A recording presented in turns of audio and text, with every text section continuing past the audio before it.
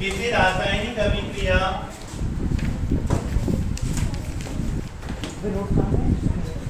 किसी रासायनिक अभिक्रिया की आणविकता एवं किसी रासायनिक अभिक्रिया की आणविकता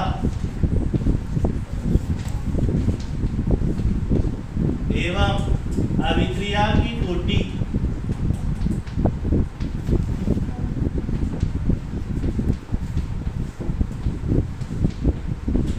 अभिक्रिया की कोटि को समझाइए,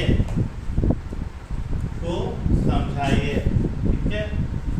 किसी रासायनिक अभिक्रिया की आणविकता या अणुसंख्यता, जिसे हम अणुसंख्यता भी कहते हैं, ठीक है।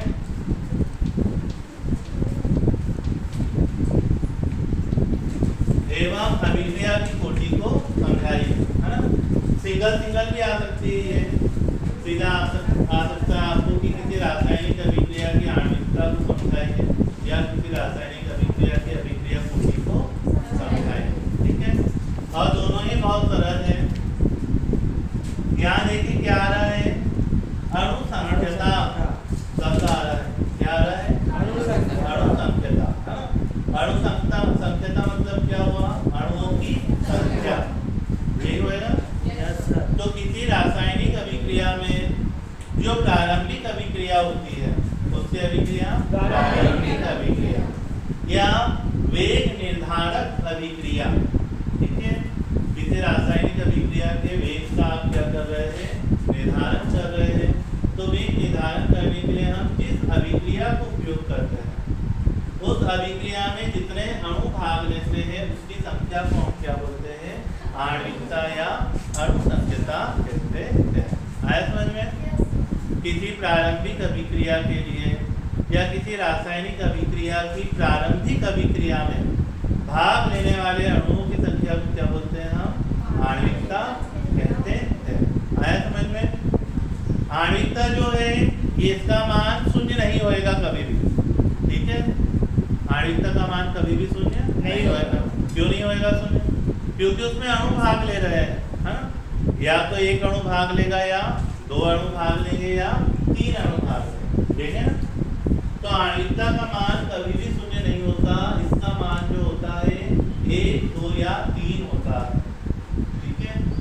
कोई भी जो प्रारंभिक अभिक्रिया होती है ना, तो प्रारंभिक अभिक्रिया में या तो एक अणु भाग लेते हैं या दो अणु भाग लेते हैं। और कुछ ही ऐसी अभिक्रियाएं हैं जिसमें तीन अणु क्या करते हैं? भाग लेते हैं। यदि एक अणु है तो हम उसको एक अणु का अभिक्रिया बोलेंगे। यदि दो अणु है तो उसे हम क्या कहेंगे? दो ही अणु अभिक्रिया कहेंगे। और तीन अणु है तो हम उसे क्या कहेंगे? त्रि-अणु अभिक्रिया। आया समझ में? इसका मान 1, 2, 3 क्या है? हो सकता है। इससे इसका ज्यादा मान नहीं होता और इसका मान कभी भी शून्य नहीं होता। और ये हमेशा धनात्मक होती है। क्या होती है? हमेशा धनात्मक होती है ना। इसका मान कभी भी ऋणात्मक नहीं होता। रहेगा यार? सीधा सीधा आपको ऐसे लिखना है कि किसी भी प्रारंभिक रासायनिक अभिक्रिया में भाग लेने वाले अणुओं की संख्या को क्या बोलते हैं? आणविकता या अणुसंख्यता कहते हैं। जैसे इसका उदाहरण N2O5, है ना। अब ये देखो ये एक ही अणु है ना। इधर अभिक्रिया क्या हो रही है हमें उसे नहीं देखना, हमें ये देखना है कि कितने अणु भाग ले रहे हैं। कितना अणु है? ये एक अणु, ठीक। इधर अभिक्रिया होने में भले ही N2O4 प्लस हाफ O2 बनता है, ठीक है। लेकिन अभी इधर साइड देखना कि यहाँ पे कितने अणु में भाग लिया? एक अणु में भाग लिया। इसमें इसकी आणविकता कितनी हुई? 1 हुई। जैसे H2 प्लस I2 ये बन जाएगी क्या? 2H है। तो यहाँ कितने अणु दिख रहे हैं आपको? 2 दिख रहे हैं। एक H2 का एक अणु है, एक किसका है? I2 का है। तो इसमें आप कितने अणु भाग ले रहे हैं? 2 अणु भाग ले रहे हैं, ठीक है। इसलिए उसकी आणविकता कितनी हो जाएगी? 2 हो जाएगी, है। और इसको हम कौन सी अभिक्रिया बोलेंगे? द्वि-अणु अभिक्रिया। आगे समझ में? अब की छोटी समझ है। अभी हमने दर स्थिरांक समझा था। दर स्थिरांक के लिए हमने कौन सा नियम लगाया था? वेग नियम लगाया था। क्या देखा था आपने? जैसे a प्लस बी चेंज हो रहा है किसमें? उत्पाद में। तो वेग नियम से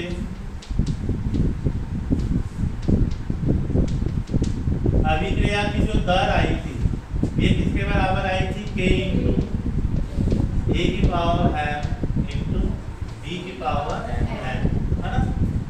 ये कोई प्रारंभिक रासायनिक क्या है? अभिक्रिया। तो प्रारंभिक रासायनिक अभिक्रिया के लिए अभिक्रिया की दर ये होगी, है ना? यहाँ पर a की घात कितनी है? m। b की घात कितनी है? इसको ही कोटि बोला जाता है ना? घातों को हम क्या बोलते हैं? कोटि कहते हैं। तो हमने क्या लिखा है? अभिक्रिया की कोटि। अभिक्रिया की कोटि से मतलब अभिकारकों की आपने कितनी घातों को क्या किया है? उपयोग किया है। तो यहाँ पे अभिक्रिया की हम जो कोटि निकालेंगे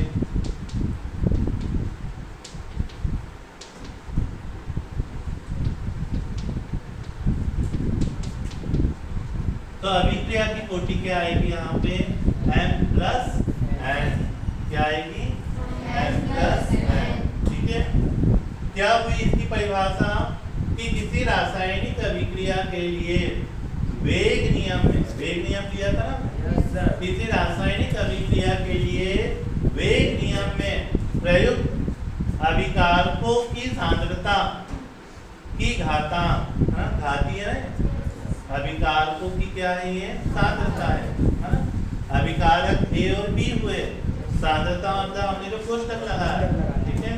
तो हम क्या बोलेंगे इसको? अभिकारकों की सांद्रता की घातांक, है ना? घातांक की घातांकों का योग। क्या किया है आपने?